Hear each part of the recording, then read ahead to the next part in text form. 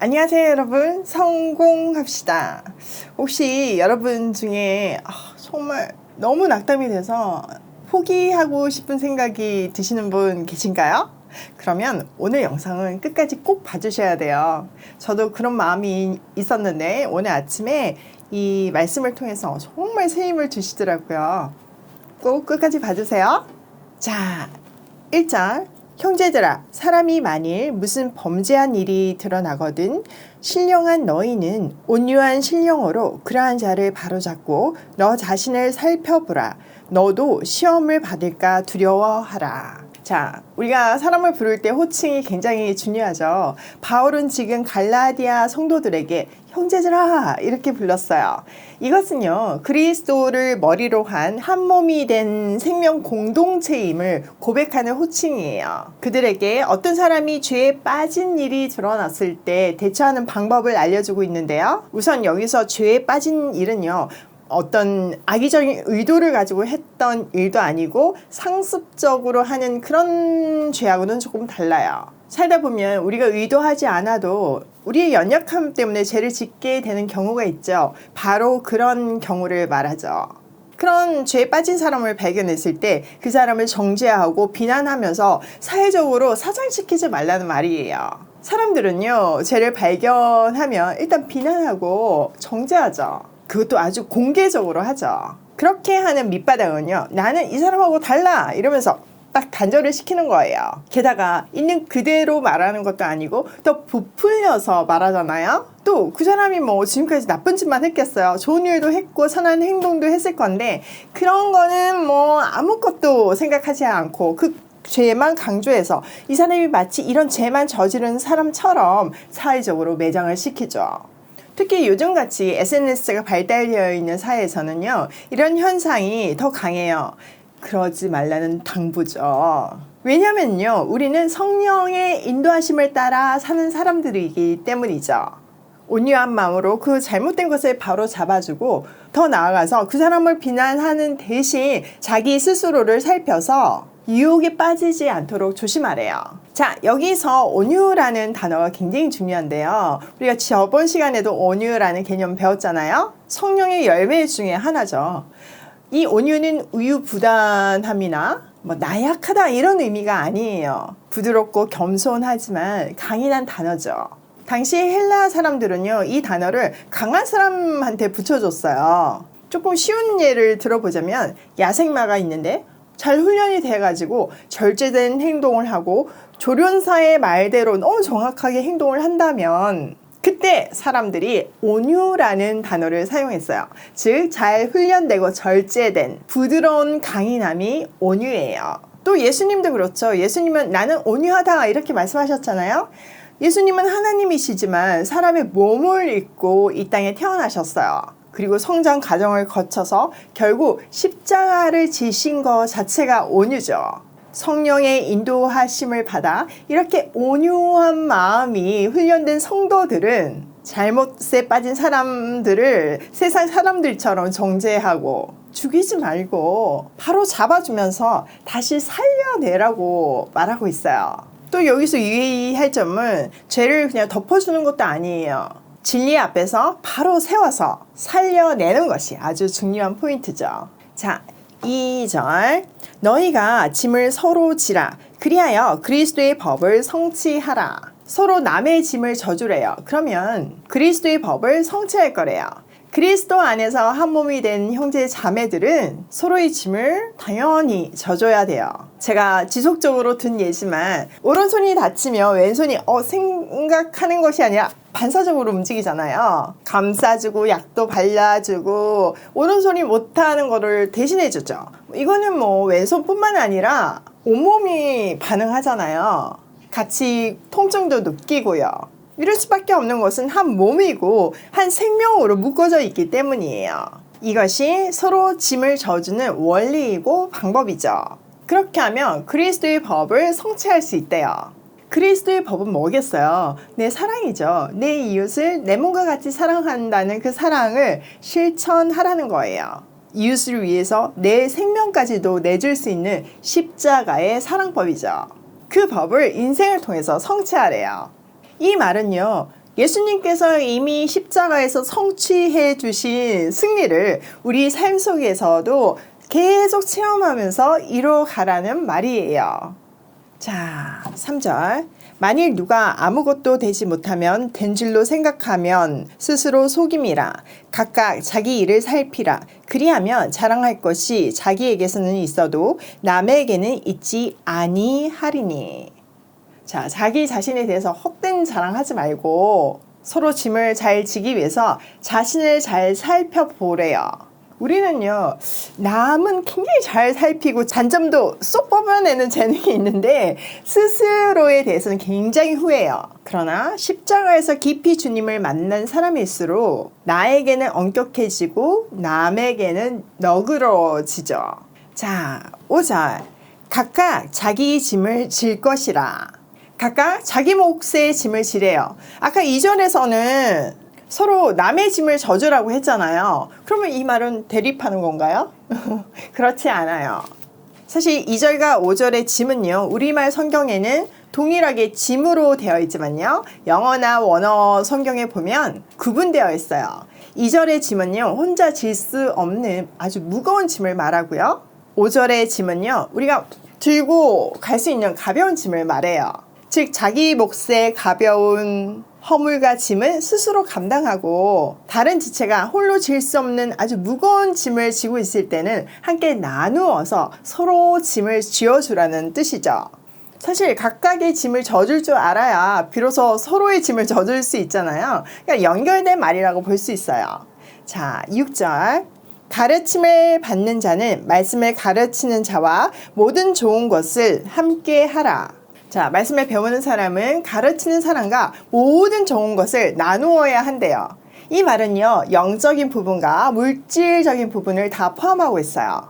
특히 당시 갈라디아 교회에서는 다른 복음을 전해서 지금 혼란이 생겼잖아요.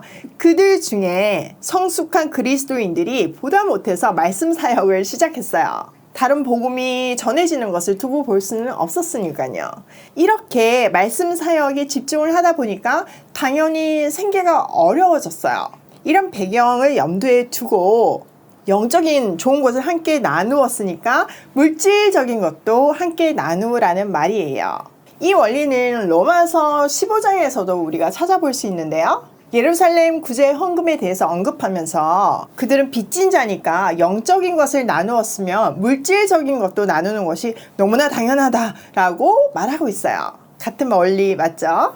솔직히 우리가 어떤 좋은 것을 받아 너무 감사하게 되면요, 원하지 않아도 그거 막 갚아 주고 싶고 더 좋은 걸로 주고 싶잖아요. 그게 정상적인 마음이에요. 저도요, 사무실로 농사 지은 쌀도 보내주시고 과일도 보내주시고 또 제가 뭐 영상 중에 좋아한다고 얘기했던 거 그런 거 보내주시기도 하세요.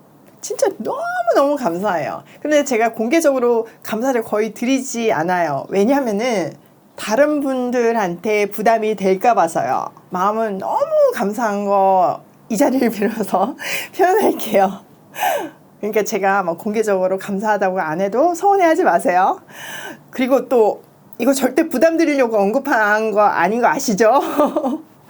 본문에 나와서 드리는 예랍니다. 또 하나 강조하고 싶은 것은요, 물질을 나누거나 또 사랑을 나눌 때 절대로 수단화하면서 하면 안 돼요. 세상은요, 다 뭐 자기 이익을 위해서 나누고 자기 이익을 위해서 사랑하는 경우도 많죠. 목적을 가지고 사람을 만나기도 하고 좋은 관계를 나중에 이용하기 위해서 물질을 나누기도 해요. 그런데 그거는요, 분명한 세상의 방식이에요. 그 끝은 상처이고 실망일 수밖에 없어요. 저의 가까운 분이 엄청난 권력의 자리에 있다가 한순간에 내려오는 것을 경험했어요. 근데 진짜 그 권력의 자리에 있을 때는 간색이 다 빼줄 것 같이 너무너무 잘하는 사람들이 권력에서 내려오는 순간 진짜 다른 사람처럼 돌아서는 것을 제가 목격을 했어요. 그 모습이 진짜 충격이더라고요. 아, 세상이 이렇구나. 어떻게 사람인데 그 하루아침에 그렇게 달라질 수가 있지? 하나님 안에서의 나눔은요, 그런 세상의 나눔하고는 달라야 한다는 말이죠. 사랑 그 자체가 우리의 목적이어야 해요. 자, 7절. 스스로 속이지 말라. 하나님은 업신여김을 받지 아니하시나니 사람이 무엇으로 심든지 그대로 거두리라. 이 구절은 굉장히 중요한 원리를 담은 구절이에요. 또 포인트는요, 무엇을 심든지예요. 하나님은 자연을 통해서 우리에게 이 원리를 가르쳐 주셨잖아요. 콩 심은 데 콩이 나고 팥 심은 데 팥이 나요. 심은 대로 그대로 거두는 거죠. 그런데요, 사람들은요, 스스로를 속여요. 이 정도 하면 어떻게 되겠지. 하나님이 책임져 주시겠지. 심지어는 심지도 않으면서 거두기를 원하죠. 어떨 때는 토마토를 심고는 딸기 거두기를 원해요. 또 하나 심고는 100만 개 거두기를 원하죠. 이게 다 자기를 속이는 일이에요. 하나님은 속지 않으세요. 다 알고 계세요. 또 하나님은요, 성경을 통해서 심은 대로 그대로 거둔다고 분명하게 말씀하세요. 우리의 구원도요, 어쩌다가 얻어진 구원이 아니에요. 예수님께서 순종할 의지가 있기 때문에 죽이는 것까지는 봐주고 얻게 한 그런 구원도 아니에요. 십자가에서 분명하게 값이 지불된 구원임을 꼭 기억해야 해요. 물론 믿는 사람들에게는 은혜의 법칙이 되지기도 하죠. 그게 자녀의 특권이기도 하고요. 자, 8절. 자기 육체를 위하여 심는 자는 육체로부터 썩어질 것을 거두고 성령을 위하여 심는 자는 성령으로부터 영생을 거두리라. 결산의 날은 분명히 있어요. 그러니 우리는 육체를 위해서 살지 말고 성령을 위해 심는 삶을 살아야 해요. 어떻게 하면 우리 삶에서 성령을 위해 심을 수 있을까요?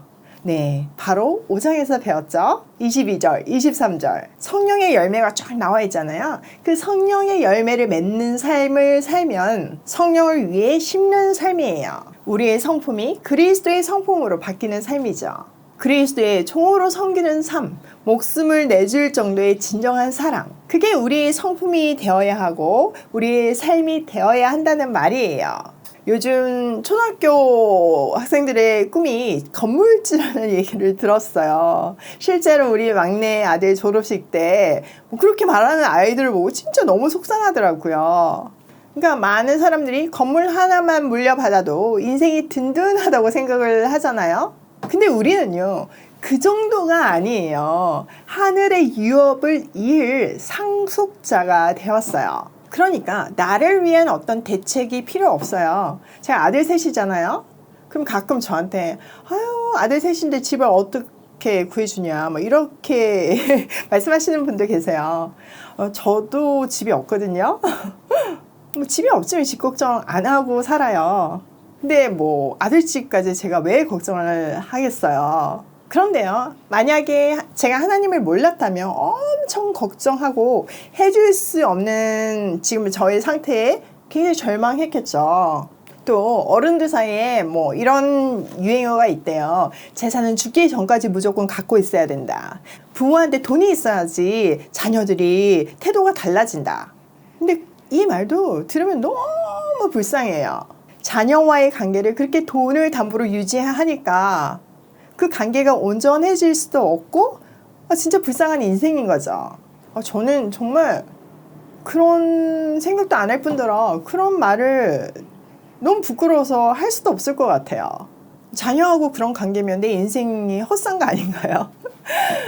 그런 허무한 대책 마련이나 절망 대신 내게 주신 재능, 물질, 시간, 지위 그 모든 것을 잘 하나님의 뜻대로 사용해서 하나님을 드러내고 주신 분의 뜻대로 사용해야 해요. 자, 9절. 우리가 선을 행하되 낙심하지 말지니 포기하지 아니하면 때가 이름에 거두리라. 아침에 제가 이 말씀 때문에 얼마나 은혜를 받았나 몰라요. 우리에게 선한 일을 하되 낙심은 하지 말래요. 지쳐서 넘어지지만 않으면 때가 되면 거두게 된대요. 제가 더가족 프로그램으로 보육원에서 하랑이를 데리고 오잖아요.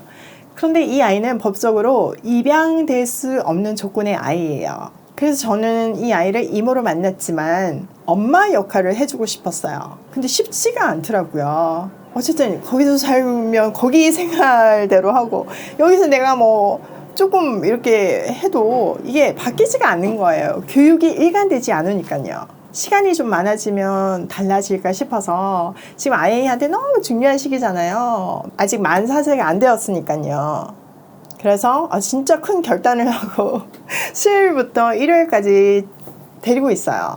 그러니까 우리 집에서 4일, 보육원에서 3일 지내는 거죠. 그러니까 가족이랑 똑같아요. 육아 가정이 이미 오래전에 끝난 삶을 살고 있었고, 또 제가 워낙 스케줄이 바쁘다 보니까 정말 상상 이상으로 힘들더라고요. 그런데 보육원에서 3일이 지나고 우리 집에 오면요, 다시 원상복구되어 있는 모습을 보면서 너무 지치는 거예요. 그러면서 내가 이렇게까지 해야 하나 하는 생각이 들 때도 있어요.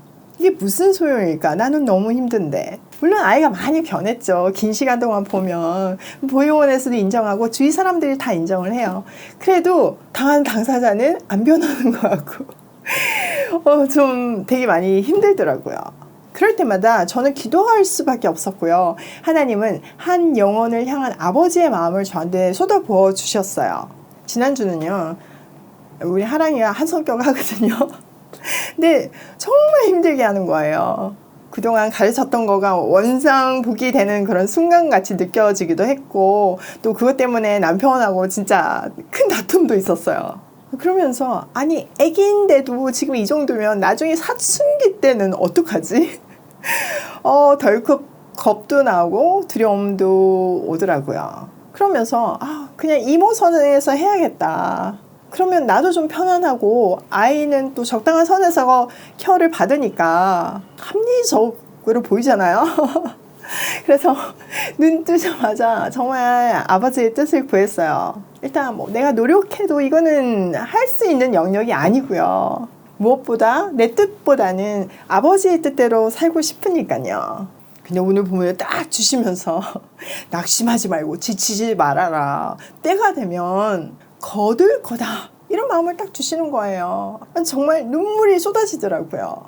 시편 126편 6절에 보면 울며 씨를 뿌린 자는 반드시 기쁨으로 곡식단을 가지고 돌아올 거라고 약속하시잖아요.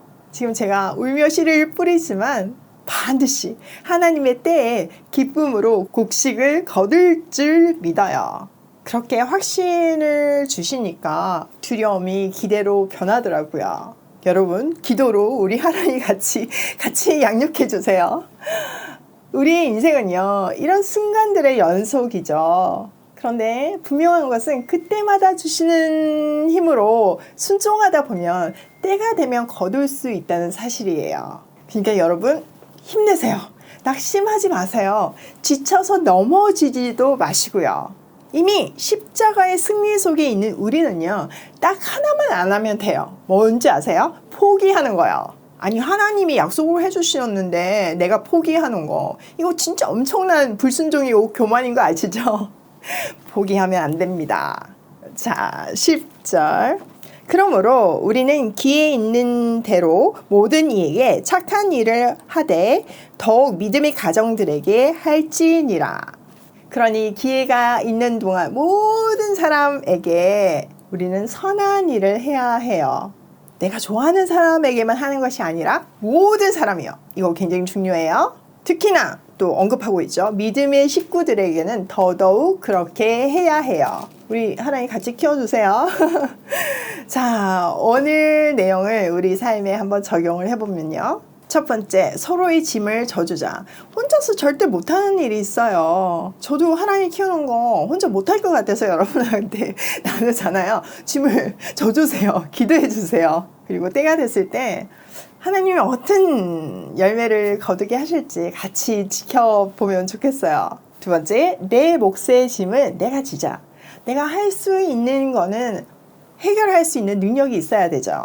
그럼 그 정도의 책임은 또 있어야 되는 거잖아요. 그 짐을 질 줄 알아야 우리의 그 실력도 늘고, 뭐 이 운동할 때도 조금씩 무게를 늘려가서 근육을 키우는 것처럼 우리도 그 무게가 조금씩 늘다 보면 영적인 근육도 튼튼해지는 거예요. 세 번째, 포기만 하지 말자. 이거 진짜 오늘의 포인트예요. 여러분 절대 포기하시면 안 돼요. 반드시 때가 되면 거둘 수 있어요.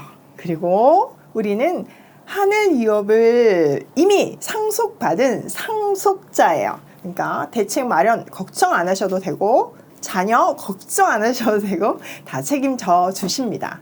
그런 아름다운 열매가 맺히기 위해 우리는 성령을 위하여 심기로 해요. 그러기 위해서는 우리는 매 순간 성령을 위하여 심기로 해요. 오늘도 포기하지 않고 하늘 꿈을 꾸며 사랑을 베푸는 하루가 되길 소망해요.